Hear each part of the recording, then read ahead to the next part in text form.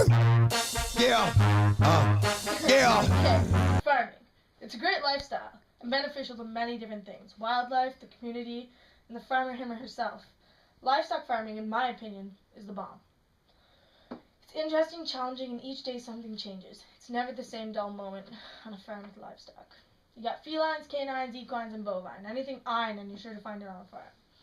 There's also a lot of other things you're going to find on a farm, like mad electrical bills, an intense amount of animal waste produced, and fences that are either rotting away, making useless pasture space, or new high-tech fences that are adding to an awesome electrical bill, which is wasting our Earth's precious non-renewable energy resources. Not to say that hydroelectricity is not renewable, but the money it takes out of your pocket sure isn't. Then you get to the more classy barns, and you have a heated interior, an indoor arena with 10 blazing strips of light glowing through it 12 hours a day, and a heated floor for your oh-so-tender 1,200-pound animals. Come on, people. Let's take this back a notch. Everyone knows that global warming and energy conservation is at the back of your mind every day. You turn on that tractor to drive out and get your herd in the morning, and bam! Emissions. You make your horse's fencing bigger, purchase a fencer with a higher voltage, and oh, there you go, you're using more electricity. You purchase a new dude's fertilizer from down the street for your field. It's going to make your fields fantastic and green. And once you're done doing that, you're going to go dump your animals' manure in a pile some 200 acres away where you can't see it. Farmers have either gotten carried away with modernization of the art or just a little bit lazy. I know money is something farmers could use a little bit more of, but then what the heck are you doing spending all this when you don't have to? Not to mention we could be running these a lot more eco-friendly. So let's get started. Fences. Come on, guys. I have a percher on of my own, and you don't need 100 volts of energy pounding through your fence to keep them in. You don't need to cut down a whole bunch of trees either, which is just contributing to more environmental problems like deforestation, which causes desertification and accelerated soil erosion. Sure, the wood fence is pretty, but let's get serious. Any wood fence you can afford is most likely going to need replacing in 3 to 7 years, because that's practical. It will last the lifespan of a hamster. So you have cows.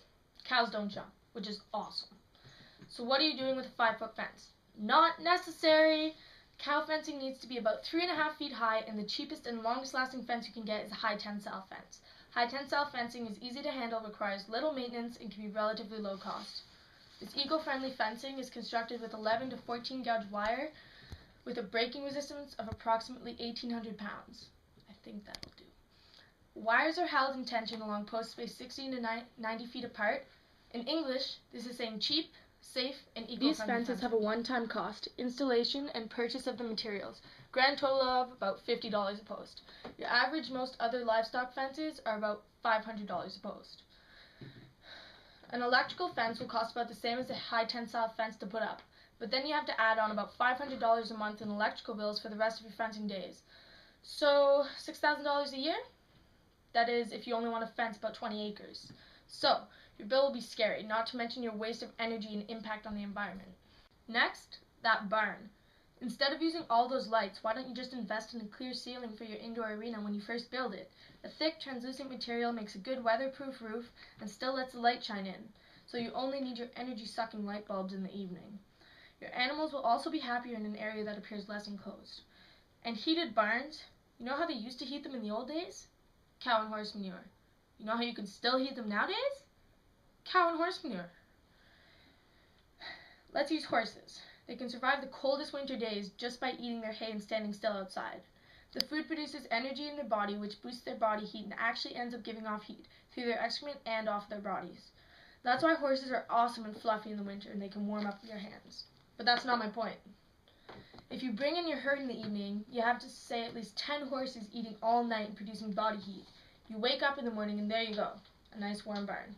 Keep your doors closed as much as possible and the heat will last all day. I've done it and it works. Not rocket science. Then, when you wake up in the morning to clean stalls, why don't you put that ever-growing manure pile to work? You can actually sell your manure. Yep, people buy poop. So that helps fatten with a pH your wallet, and use the rest to fertilize your fields. You don't gotta pay for that stuff. And last but not least, because I could keep going forever, your tractor. It does not need to be used every day. Got a call in the herd? Great. You have horses for that. Get on one and ride it. It's fun too. Manpower is pretty fantastic too. Believe it or not, you can throw down your own hay from the loft. You don't need to be idling your tractor burning fossil fuels just so you can move the fork back and forth. Climb up the ladder and use your muscles. Okay, so farming isn't an easy job. but neither is saving the planet from the never-ending cycle of destruction and pollution we've made. So, if you're a farmer out there, take a minute to watch my video, then sit down and change even one thing about your fence, habits, or barn arrangement, and you can save money and... My life be like...